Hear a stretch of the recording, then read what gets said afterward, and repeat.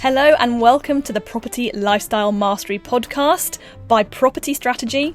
I'm Jackie Tomes, and on this show we're having really deep conversations about how you invest in property and build a team in a way that's ultimately going to give you freedom. And just by doing these things doesn't automatically give you freedom. You actually can create a real box for yourself and hold yourself back if you don't do it in the right way. And the conversation this week is about how your vibe affects your tribe. And what we mean by that is how your state of being and your emotional response is ultimately affecting the people that you work with. So how you can ultimately inspire everyone that you work with to perform at their best. So this is about people that you work directly with. So we've got our internal team, but this is also broader as well. Like it's your mortgage brokers, your builders, your surveyors, anyone who you come into contact with is impacted by you and your state of being. And this has been such an interesting journey for myself and Dave to go on and realise this, and also spot the challenges that the people that we work with face in getting great results. So a very illuminating and slightly unusual conversation. So I hope you really love it. Without further ado, here's me and Dave. Hello. Hello from Belgium. Belgium. I didn't know where I was earlier. I spoke to my mum. She said, "Where are you?" It took me 5 minutes. Love the moho life. So on this week's episode, we want to discuss what it means to be a great leader, and specifically looking at that through the lens of energy and how our energy affects other people. And I think it's really interesting. We actually thought we were discussing a different thing this morning, and then when we realised this is what we wanted to discuss, it just felt so much more of the right thing, because I just think we're in such a unique position with the fact that we obviously run our own business, we obviously mentor people, and then part of our business is being a service provider to other small businesses. So you kind of have lots of different angles and perspectives on ourselves as leaders, seeing other people as leaders in various different phases, and it's just such a fascinating human research project accidentally, and seeing which people are really getting great results from the people that they work with and which people aren't, and starting to just question why that exactly is. And so that's why for me I think it's a really positive use of our discussion time today to just go, what is it that helps someone to get the best out of people that they work with versus something that actually diminishes the people that they work with. Yeah, I think I'll just add to that it's the 360 degree view that is fascinating, is that as being a mentor position, you people do treat their mentors differently to their team members, their subordinate team members. The ones that they're leading, they treat differently to the ones who are guiding them, and we get to experience both. And it's really interesting when that shifts and how their interactions shift, and then how does that make you feel as a person? How does that make your team feel? And yeah, it's just fascinating. And then we get to dive into why that is, and that's really what I want to talk about today, is like what's actually happening beyond just the words people use. I wonder if we should start this conversation with what is the ideal end result that you are wanting as someone who's a leader of a team, and also maybe a definition of team as well. So I feel like maybe let's both answer that. You start with the definition of team. Always. So my definition of team is really anyone that you have an interaction with, that you are, let's keep it purely on a professional level, anyone who you're having interactions with that is part of your business. So It could be investors, it could be mortgage't it could be a virtual assistant, anyone who you're having those touch points with. So that's my definition. Let's do definition of team. Anything you wish to add to that? Nope. And then the definition of success is that you have a group of people that you are working with where everyone is motivated to do their best work, and everyone is enjoying most of what they're doing, and feeling like they want to do their best as part of that. Yeah. Do their best. Yeah. The best work. Yes. And I guess also that they are empowered. I think that's part of it as well. It's not just feeling like they want to do their best work, but they actually feel empowered to actually forge their own path towards the best version of themselves within that as well. Like this concept of autonomous is really important, that someone's got to feel able to take their own decisions, solve problems themselves, and kind of look at it as if the problem is their problem and they get to come to the solution. And that empowerment is so important, and how you treat people affects that. So you might have someone who you're not empowering, who is endeavouring to do their best work and is enjoying the work that they're doing, but somehow isn't actually able to step into a role, the true genius that they have, if you're not empowering them to be autonomous. Awesome. Yeah. That sounds great. Okay. So where do you want to begin? I think we should begin on a more fundamental level. So for me, we have different aspects of interaction between human beings. Full stop. There's this sense of the starting point of how we interact, with our words. Just how we talk to people, the actual words we're saying, then how that impacts people, and then we have like what we choose to say and to try and get what we want out of people usually, and that I would call the psychological interaction, the mental interaction. So you're saying things and people are responding to how you're saying things and what you're saying, and they're responding either positively or negatively. And that positive or negative response is based on how their personality is formed and how they're hardwired and what trigger points you're hitting and all of this stuff. So if you say something to someone in one way, it would go down well with one person, and with another person it might not go down well. And depending on that response from the person, that depends on how well your relationship goes and how well the interaction is. So that I call the psychological interaction, and that is very much in business understood with personality profiles, with the understanding of all of these different wealth dynamics tests and the Myers-Briggs tests, so that you can really get to know how someone's psyche is formed so that you can work better with them. So in a business world, that's actually fairly well understood, the psychological. And I would say most people I work with are fairly aware of how they're approaching this, but not enough by a long way.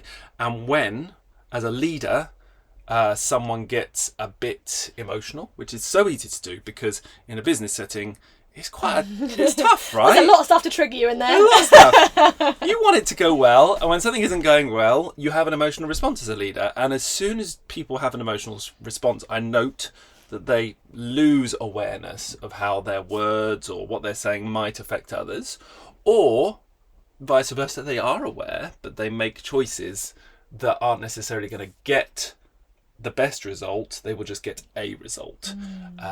So a good example of that is a really obvious one is something isn't how you want it, so you send out angry messages in order to force the person to give you a quick resolution to that problem. Now, as a leader, what you've done is you've forced a quick resolution so that you're happier because you've got what you want, but you've actually damaged or potentially damaged the relationship overall, and potentially damaged the person's ability to deliver well in the future. So it's what have you compromised?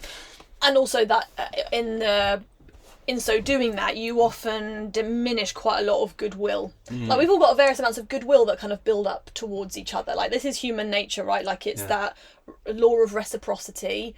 We help each other with things, and if someone pushes something out to you in an angry way that doesn't make you feel good, it actually does diminish the kind of goodwill tank, I would say. The goodwill tank. And that's very hard to measure. You're never going to really know that. But I do note that in my observations of those that have the tendencies to lash out in anger in this way, do experience more across the board these little things that I would say, with the perspective of someone who's not intimately in that business, you can see the goodwill tanks up across the board are generally being diminished or used up with things that aren't really worth it.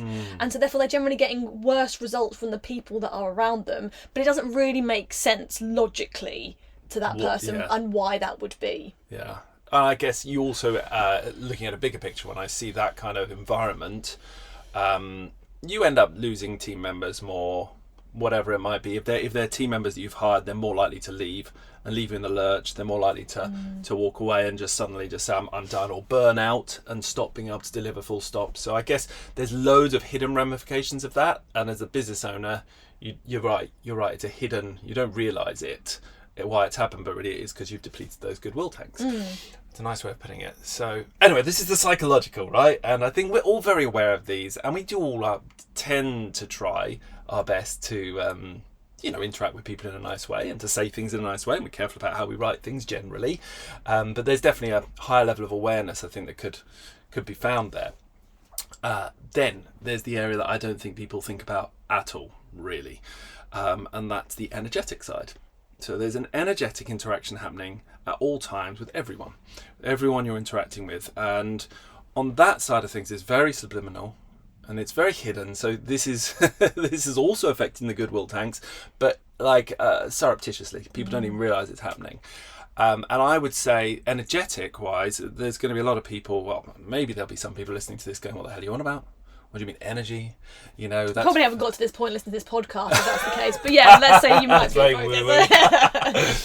be. But scientifically, we are at a point where it has been scientifically proven that every human being has an electromagnetic field expanding around us, and that actually we are, in essence, interacting with everyone around us through this electromagnetic field. And if you go into the science of electricity and electromagnetism, there is an information field in that, and it is being sent out from us way beyond what is sensed by machines. So I think machine-wise, we can definitely measure and sense that there is a field of energy around us, an electromagnetic field, to within 3 feet of the heart or something like that. Would we say that that's the same thing as your aura?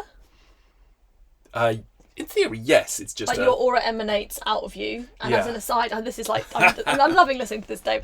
I think I went and had that aura photograph done as a birthday present. Thank you, Spira and Rob, if you're listening.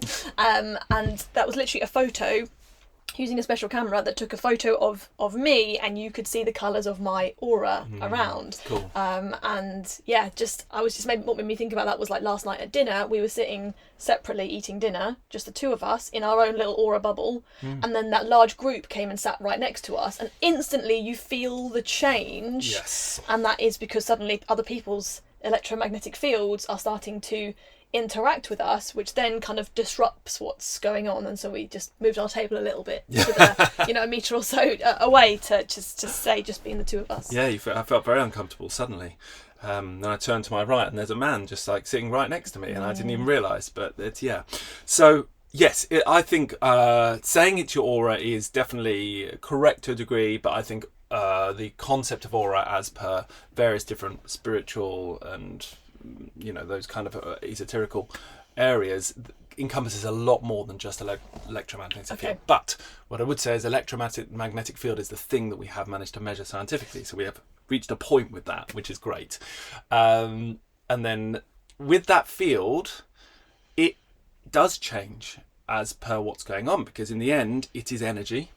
Energy is something that vibrates. It is a frequency, and we have this frequency therefore that is being emitted from us, and a frequency is just a wave, and that has also been proven. And it's not just the field that is a wave and is a frequency, but actually it is proven that all of matter is a wave and is a frequency. I'm going to finish with the science lesson very soon, but I have to set the foundation so everyone's on board with what we carry on talking about after this. But it has been proven since actually the early 1900s that all of matter is both basically a frequency, as it's an energetic wave, as well as a physical particle. So our bodies are physical particles, and we all know that. We can feel them, we can touch them, but all of matter does follow both the laws of matter and particles, but also can follow the laws of waves and of energy. And that has been proven by a thing called the double slit experiment, which I'm not going to go into here, but if anyone wants their mind blown, go and watch some videos about the double slit experiment. Maybe one day we'll do an episode that's purely about all of this, and you can just science it right out. People know exactly what they're getting. So just to clarify, this has been known about for a long time. Your body is actually energy as well. That has a frequency. You are also emitting energy in your field around you. That has a frequency, and a frequency is just a wave. And then just to finish it all up, that frequency is affected by your emotional state. That's where it gets really interesting, because if we're feeling something emotionally, other people can feel it too. And we all know that, and that's a very well-known phenomenon, that if you're in a room where there's an argument, walk into a room where there's an argument going on, or an argument that's just happened, You can feel it. You can feel it, right? Everyone knows that. What the hell's going on here? It feels tense. The energy of the room feels tense, and you can feel that. It's not just body language. It's literally, you can have your eyes closed and you can feel that.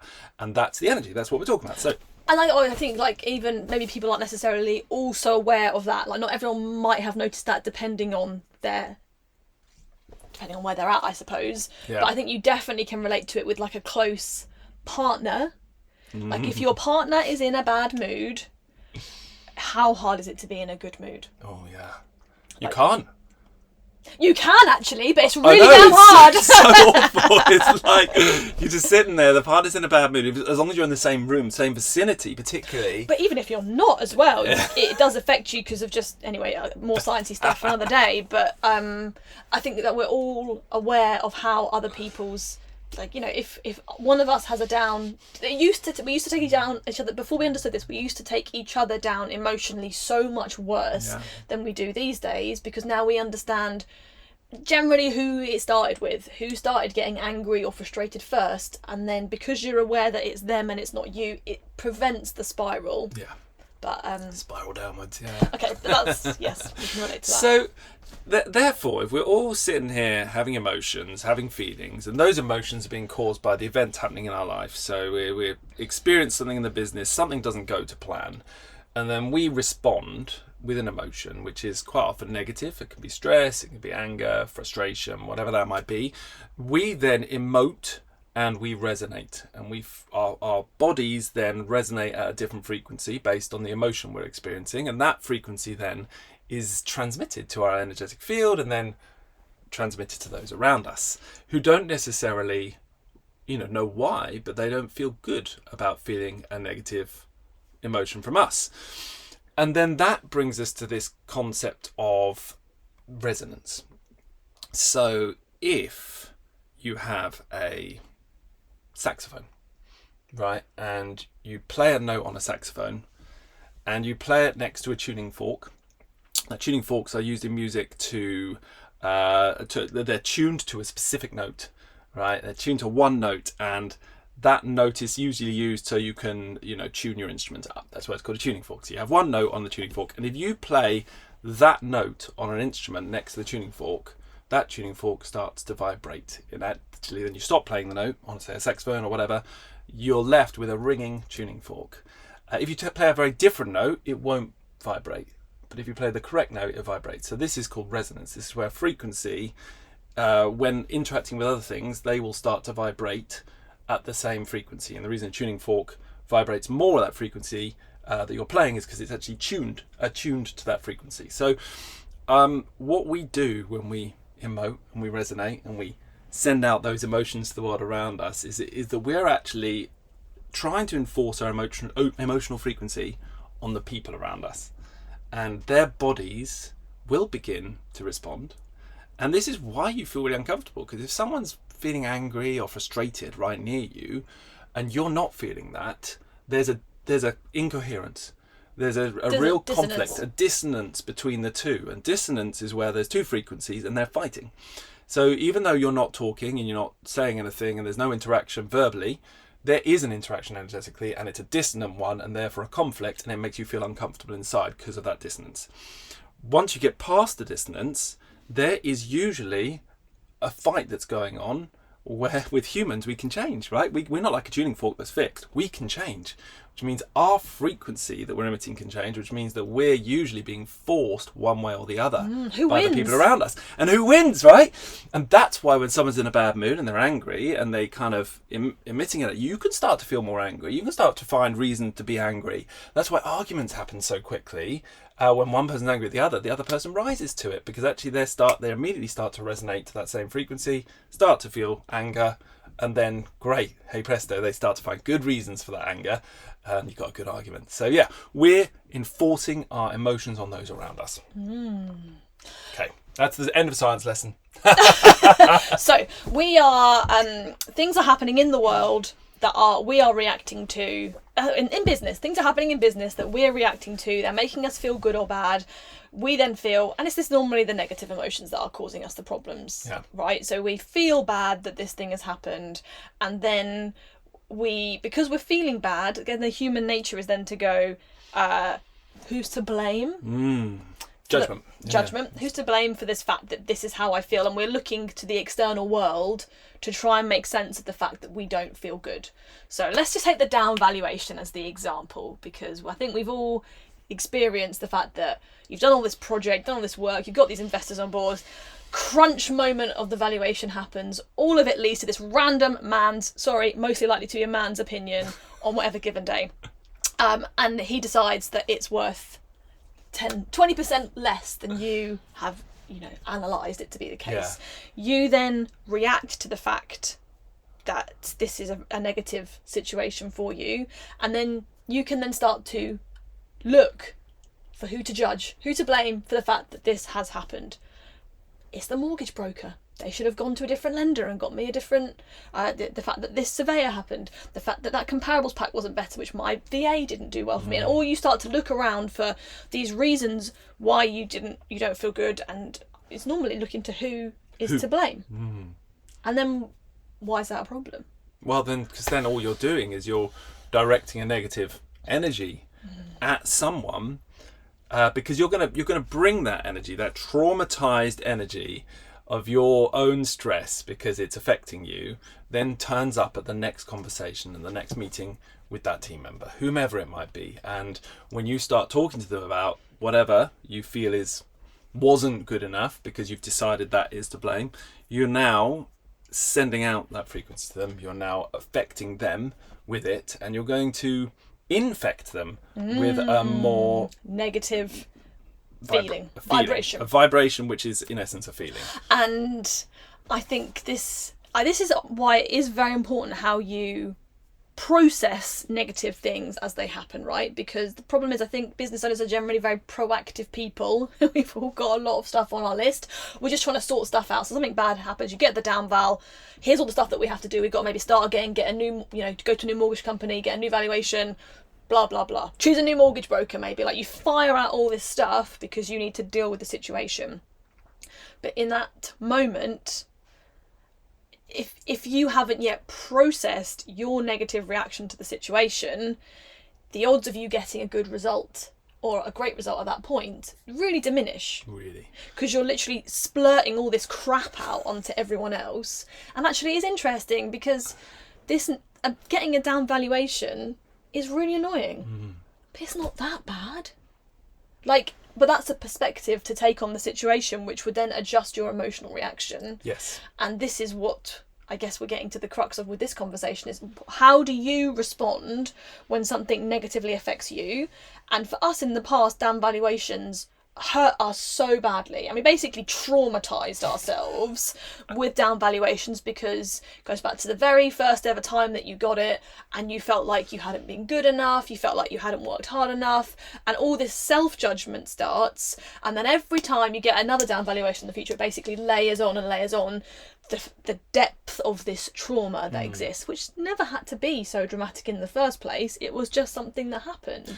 I guess also it also really triggers all your fears. There's a sense of, we're in an industry that is very uncontrollable, but you do think you can control it, and you do think you can do a great job, but it starts to hit, you're kind of like, well, maybe I'm not good enough, maybe I didn't do a good enough job, maybe I actually got it wrong. Maybe it isn't actually worth that. And then there is a subconscious part of you that worries that, somehow it's all going to fall apart because of this, because actually it destroys your whole model. If you've got that down value, maybe you didn't get it right, and maybe actually you can't buy any more properties. Like, there's a subconscious thought process that happens. You might not consciously realise it, but it's basically hitting your fears that everything, your whole world is pointless and is going to fall apart somehow because of this down valuation. So and you might not be conscious of it, but it's happening, because that's humans. That's what we are. We're scared animals.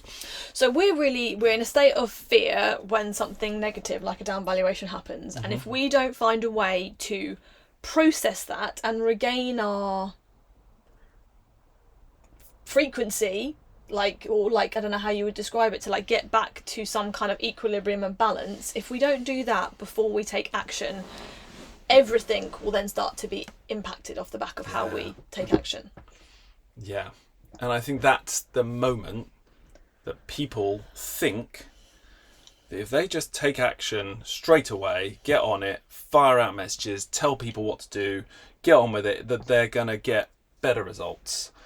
But because they're doing that so often, they actually are damaging everything. They're damaging all of the potential future results. They're damaging people's reaction to them, affecting people's ability, if done in the wrong way. And that's, I guess, brings me on to what does it mean to be on the receiving end of that? So let's talk about like. I have a really good example in my mind about this. I won't name names with this, but I have ended up quite often in this position of like Jackie's business partners who are also life partners, kind of informal marriage counselling.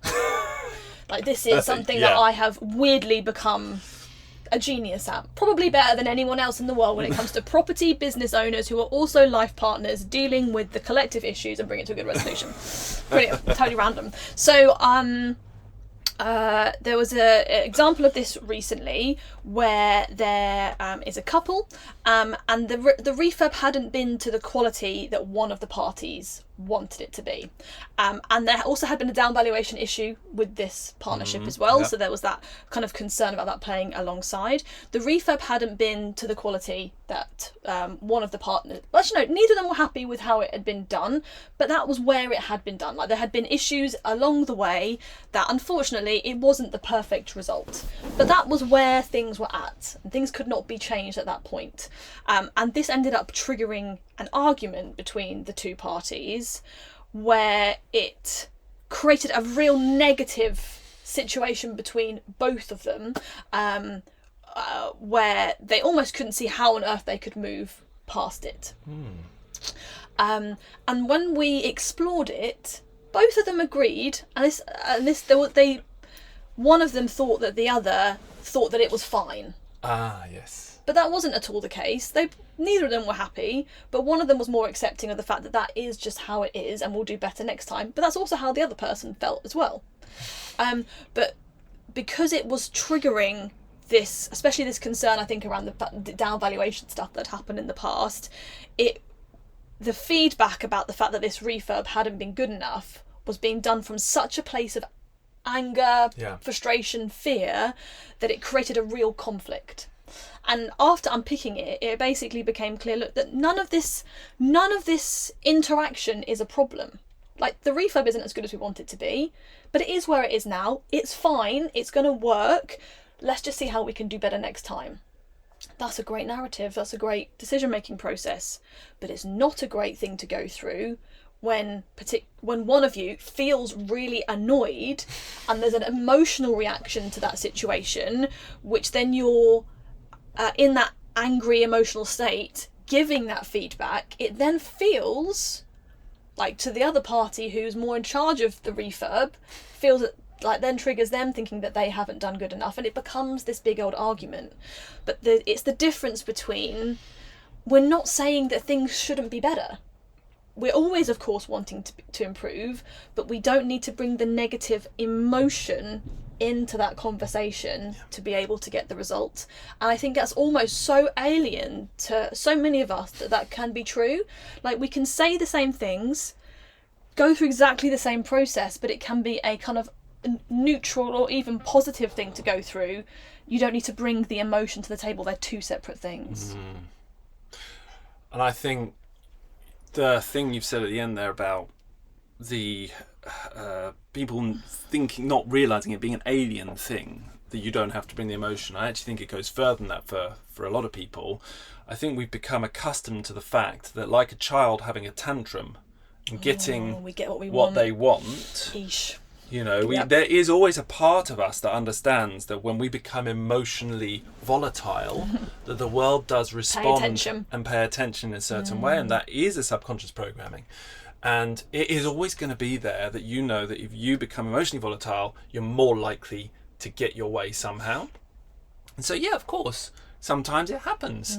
It comes out of you, and your body does it naturally because it's programmed that way. It's learnt it from a young age, and then I would say quite a portion of the time, you will probably get your own way a bit more in some way or another, because the world doesn't want to have to deal with that, and it bends to it, because it's hard dealing with someone who is emotionally volatile, and so the other party tends to become careful, start tiptoeing around, and start to just try and do what's needed to appease for a while, right? Or even not just a while, that becomes the ingrained way of being around that person, which is tiptoeing around, being careful, trying not to upset them, and no one's going to do their best work from that position. Well, there we go. Now we've hit the problem, right? You don't ever want the people who you're working with to not be comfortable, not feel safe, and not be in an environment where they're able to just be their best selves. And as soon as their concentration is taken up with you and being careful around you, you're diminishing their abilities,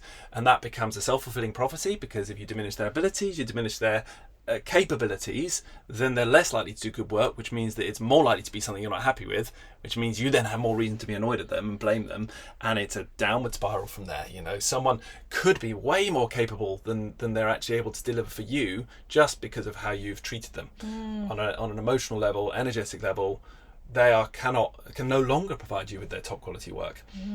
And we do see this with in our service provider position that we play, where we've got team members.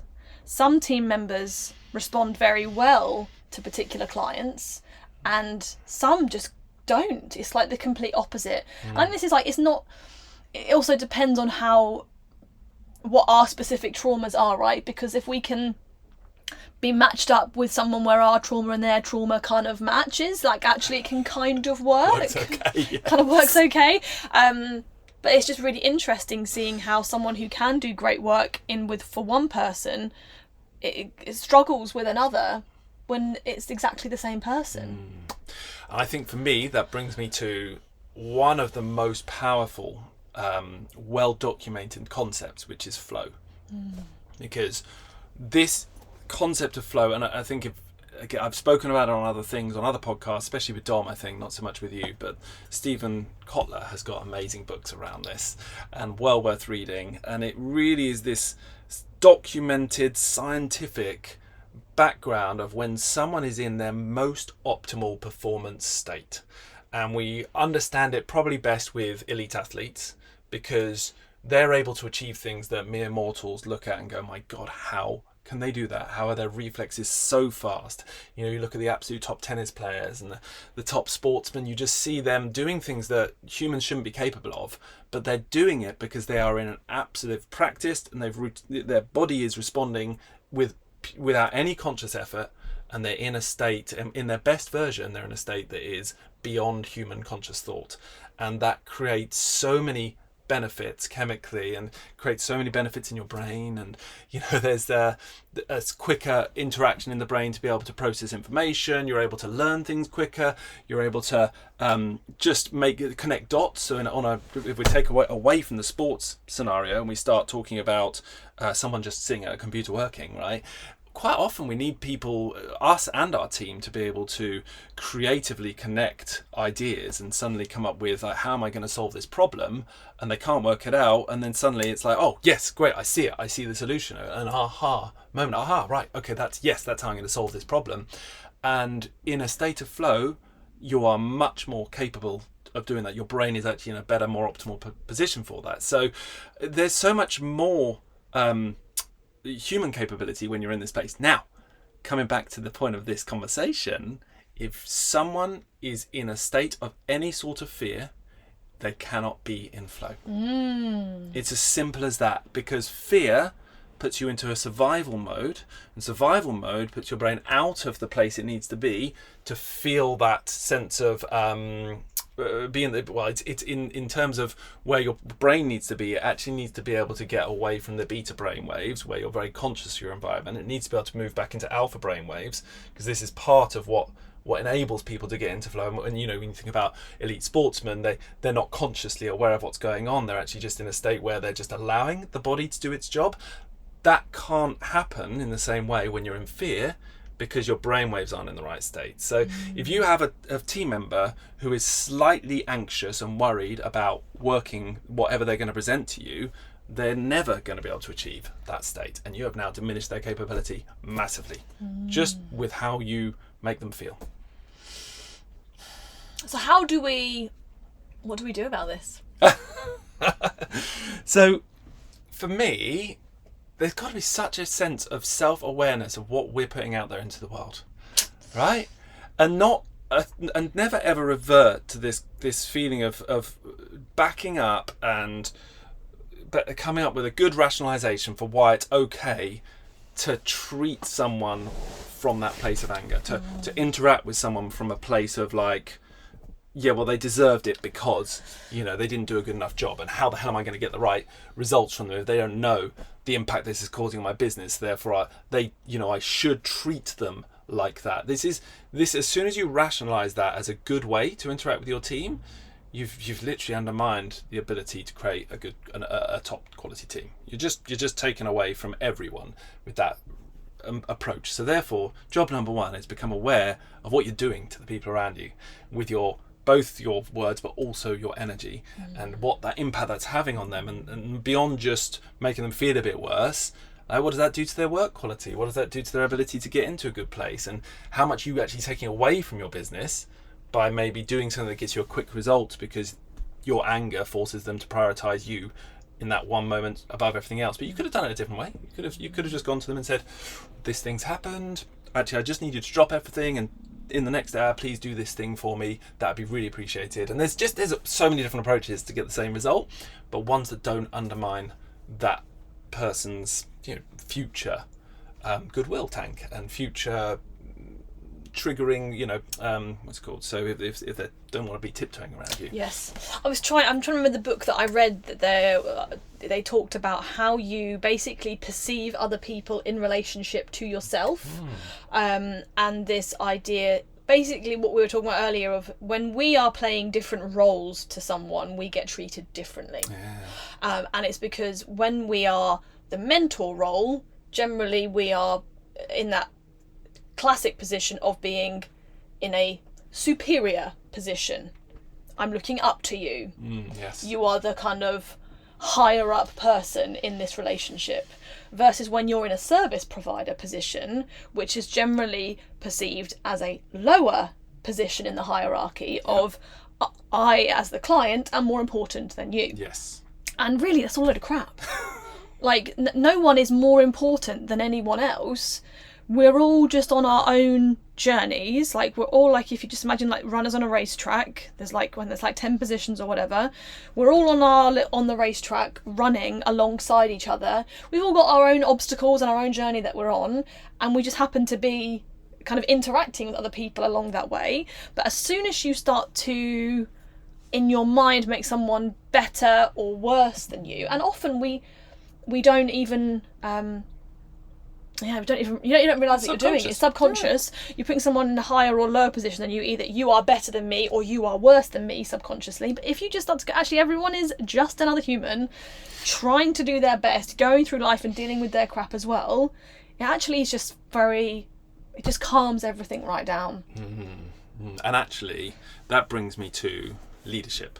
Yeah. Because I think as a leader, you so often automatically put yourself in a position where you're above everyone, right? In that way, you're looking down at your team, you're looking down at the service providers, looking at it all below you in the business, and just going, well, they're not doing it, I need to do that, and it's a treating of people in that downward position. And I think, what does it mean to be a great leader? Is the question, and I think when you do that, you're now actually not a great leader. Because you're not going to be treating people right in that respect. Now, it doesn't mean you can't make, decisions where you've got someone who's underperforming, and you have to have strong, candid conversations. You have to be clear about performance, and you have to clarify that if they can't get to a certain level, then you're not going to be able to go, not the right fit. But you don't have to do it from a place of anger or meanness. It's just like, what are the facts of the situation? Yeah. But I think it's also, some of us prefer to occupy the position of authority, and some of us prefer to occupy the position of subservient, subordination.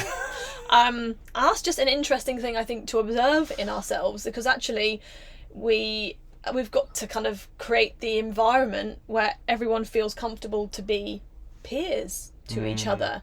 And sometimes people like occupying the subordinate position, if that's what we want to call it, because they don't have to, make the decisions. It's not their responsibility.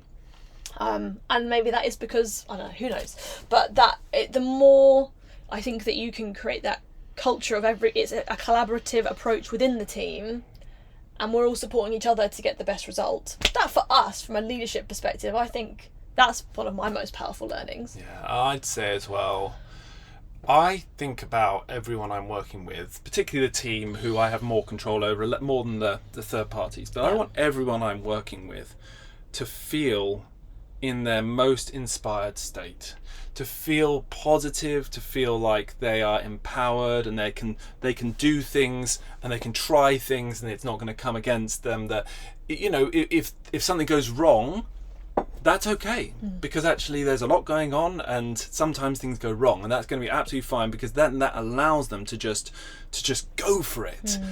I want everyone to be going for it, to be in a positive state, to be happy about their job and enjoying their job, and just to be doing, like you say, focusing on just being the best version of themselves that they can, so that they can perform at their best ability. So I see it as my job as the leader in this case to, on the level ground with everyone's on the same level. Their job is to do the role. My job next to them is to help them and support them to feel as great as possible about that. And in many cases that might be having your regular monthly team meetings where the leader's job is to inspire everyone, to get them bought into an awesome vision for the company that they're like, that's really cool, I can't wait till we're there. And that inspiration is so key to them feeling like there's a place they're moving towards, a really exciting place, a nirvana, a company nirvana that is their end goal, and everyone can get behind that. And the leader's job is just to provide that vision and to inspire people and to create a sense of excitement about it, so they've got something to push towards. Now look, we spoke about a lot of this stuff at the retreat that we ran this summer, and as part of that preparation for it, one of the things that you were asking me about was our monthly team meeting, which isn't, it's like half an hour a month that we get everyone together. And you were like, because I run our team meetings, you're like, Jackie, what is it that you're doing in those team meetings? And it was a really great question, because I'd never really considered it before, because I'm not standing there like delivering a presentation or anything for half an hour. Everyone in the team is sharing, highs and lows and progress of their quarterly priorities in that meeting. But you were getting me to reflect about what is actually happening, and that basically that energetic exchange that is happening in that moment between me, but also you're there as well, that we are passing on. Was there anything you want to, any more? Yeah, well, it brings us back to resonance. Yep. What in that moment when we were discussing that, we realised is that actually it's not about the words, because quite often you don't say a huge amount. Sometimes you do a little bit about where we're heading and how everyone's doing, but really what you're doing is you're bringing a sense of this higher frequency energy to everyone in that room, that when they're presenting on their virtual room, yes, that when they're presenting what they've done, it's helping to lift them up, through the challenge they've had. How can they feel better about them? Looking at taking the time to reflect on the positive things and bring that in as like, yes, it's been really great, it's been fantastic, look at everything that's gone well. And you're basically raising the entire team's energy once a month to set them off on the next month in the best possible energetic state, because the more positive we are, the more we're able to cope with challenge, the more resilience we've got, the more ability we can get into flow. We want the whole team to be performing, and you just give them a little tickle, a little energy raise once a month, just to kind of help keep them up. Otherwise, if we don't do that, challenges in the business can start to get people down, and then actually it gets down the next month and even lower, and then suddenly someone burns out and we've lost them. And I think you're basically keeping the team energy up. Which a large part of that is perspective. Because in that meeting we're talking about what's gone well, but also the challenges too. And I think by coming together and everyone having basically accountability once a month, that we all have to stop for a minute 10-15 minutes to prep for this call. I have to think about what's gone well. I have to acknowledge the challenges that I've overcome. Like, it just makes you look with a bigger perspective at what's been going on, which kind of brings this calm. Like, when you're looking from a bird's eye view, you're like, gosh, okay, it really doesn't matter that we lost that file, you know?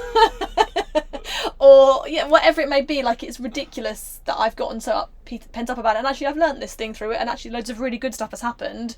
And that perspective that meeting brings is has a calming and an inspiring effect. And that's what, as leaders, we've got to continually practice, getting ourselves into that perspective and only taking actions within the business from that place of perspective, because otherwise you are eating up the goodwill tanks. And I think perspective is the most important thing. The last podcast I did with Dom was all about perspective and perception, the power of it, and this feeds in beautifully to that, because it really is that sense of what can you implement as a leader in your company that will help to shift people's perspective and therefore subsequently shift their energy and therefore shift their emotions and shift their performance. So, we have cultures that are designed to do this and designed to keep the business on track as well. Like, we definitely have a sense of a culture around black box thinking in our company, which is to do with continual improvement, but it's always implemented in a constantly positive fashion. So it's very much looking at,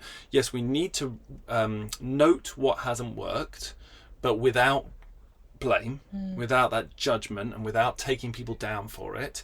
We just need to all become aware of it, note what happened, and then proactively and positively assess how could we make it so this doesn't happen again. What do we shift to change in the process? What do we need to implement that means this thing won't happen again? And everyone feels great about the conversation, because the conversation makes them feel empowered about something that's gone wrong. It's like, yes, this thing's gone wrong, and I feel good in a way about it, because I'm able to talk about it in a positive light, and then feel empowered to just take a new action moving forwards that means that, yes, we're not going to experience this challenge again. And that doesn't always work. That's fine. Then you hit the same challenge again because your solution didn't work, and then you do the same process again. And so, it's just implementing cultures and ways of talking about things that mean you can really take on the challenges in a way that keeps people positive and keeps the energy up. And I think then it's interesting, we often talk about this, like raising your vibration, and what that then does to the relationships in your life, because there's a certain amount that you can, of course, manage yourself and your response to people. Yes. But if other people aren't also on the journey of trying to get beyond themselves and to manage themselves, it does affect the level of relationship that you could potentially have with other people, right? How do you deal with that? You mean if they're not on that journey as well? Are you talking about between your team? I'm actually talking about clients, to be honest with you, Dave. Yeah. Well, isn't therefore the job to constantly look for ways for everyone to become more aware? Because the first step of that journey is always awareness. Yep. But with our internal team, we have a lot of ability to say, this is how we're going to do things. Like, yes. How do you do that with clients? And what stops people from doing that with clients? Candor. For me, the most important cultural shift is candor. Is that the thing that I think that stops people improving on this is that if they're not speaking about it. It's such a classic human trait to just get frustrated and annoyed that something's happened, and then just to bottle it up, and then for it to just come out in all sorts of passive aggressive ways. We're all guilty of that, right? But no, for me, job number one is like I said, the awareness can only come from candor. So when something happens, then you've got to bring it up at a whatever meeting session, and you've got to talk about it, and you've got to say, this has happened, this is how how it's affecting things, and this is what I think would be a good way for us to proactively get beyond this. Candor. And that is great, and I think that's totally what we're all about. But I think not everyone wants to come on that journey with you. Not everyone wants to be able to be candid in return, because it basically, you have to look at everything to do with yourself when it comes back to this. And that's why our relationships change through our life. Yeah. Some people want to come along with that, and if they do, they're far more likely for us. You kind of stay in more coherence Yes. Energetic coherence. And I think that's you're right. As related, as you change, your frequency adjusts, your general state of being is affected. You might have less stress going on in your life. You might be responding to things in a less stressed way. So therefore, you've raised your vibration, overall vibration. That's how people say it. Like basically, my emotional level has gone up. I'm more peaceful. I'm more at peace with myself. I'm more balanced. Whatever, and then that will be either more or less of a dissonance with the people around you. And you might have had relationships before where you really connected on things because you were both frustrated about it. But then when you're trying to pull yourself out of that pit and look with a new perspective on it and say, no, I don't need to be frustrated by this anymore. But that other person refuses and just says, no, I want to keep talking about it. I want to keep talking about this really annoying thing because I feel really good talking about it. I love feeling frustrated and I like being in that energetic space. I like that emotion. Now you create a dissonance and you start to not feel so attracted to spend time with that person. And it might start to drift apart. And I guess what you're getting at is that it's totally okay for two parties who are not aligned in these areas, who aren't of a similar vibration or similar way of thinking that's going to get them to a good place, to not carry on working together. And I think it's that acceptance of that as part of this process. Like, I think we can do all of these things that we're saying here, to be candid, to create a good culture, to look at how things are, to improve ourselves, but ultimately not everyone is meant to work with everyone. And that's not a failing. And that's not a failing, no, because everyone's got different priorities, and it's just like, who are your tribe of people, where you're just like, in the combination of all of you coming together and doing all of this is just like so much more powerful than the sum of its parts. But to do that, like, there is this like letting go of things that therefore aren't in coherence along the way. So your key takeaway for someone, this is a deep conversation today, Dave. Key takeaway is, as always, awareness of self is the key. It's the key to everything. It's the key to success in your business. It's the key to, getting where you want to go in life. And in this scenario, it is the key to truly understanding the impact you're having on the people around you and how that's affecting the results that you're getting from them. And so awareness of self and awareness of how you're interacting with others, not just with your words, but with your energy, and taking charge of that and making a proactive decision as to what you want to put out there, for me, is the key to being an amazing leader and to getting the best out of everyone around you, and for also your business to be in the most empowered position to grow in the way you want it to. And that does require you to become really clear and aware about what you are feeling, and how is that impacting what you're then saying, and then how is that then impacting the other people, and are you inspiring the people around you, and what is it that they might be, really putting yourselves in their shoes and understanding empathetically what their view of you is going to be, and that this is actually all relevant and worthwhile thought processes as a leader of a business, of a team, of whatever, as someone who's trying to forge ahead your business and get yourself to a new place. This is all worthwhile use of your time, and the worst thing you can do is to say, I don't have time for that, and I'm just going to throw out whatever the frick I want, because I'm busy, I'm important, and I'm just going to if things aren't going to right, I'm just going to throw shit out at people, and that will get me results in my business. That's literally the worst thing you can do in this arena. And I think therefore my key takeaway would be about prioritizing yourself and your emotional state and well-being as one of the most important things that you spend time on during your day. Because if you approach everything that you're doing from a place of perspective, peace, calm, inspiration, feeling good, everything has a ripple effect from it. So therefore you might think that you don't have time to go for a walk, do a meditate, read an inspiring book, but actually if you don't make time for things like that to get yourself in a good position of peace, clarity, add meditation to that list as well, of course, then you are wasting a lot of time, both now and in the future, with all the damage that you're causing from how you are reacting. So what do you need to do to look after yourself as the most important thing to be able to have the best ripple effect on the people around you? Fantastic. Well, this week was about how your energy ultimately affects the people that you work with. And next week, Dom and Dave are going to be taking a different angle on this theme, which is about how you personally make sure that you can perform at your peak by managing your own energy. So that's a really great conversation to come. If you're not already connected with me on social media, please do. It would be lovely to connect with you on there. All the links to my social media channels are in the show notes, particularly Facebook and Instagram is where you'll find me, but it would be lovely to connect with you there and reach out and tell me what you think of the show. It's sometimes a bit weird operating in this weird echo chamber where it's just us talking to people privately. So if you've got feedback or just want to share how you feel about the show, I would absolutely love to hear from you. Have a fantastic week ahead, and we'll be back same time next Friday.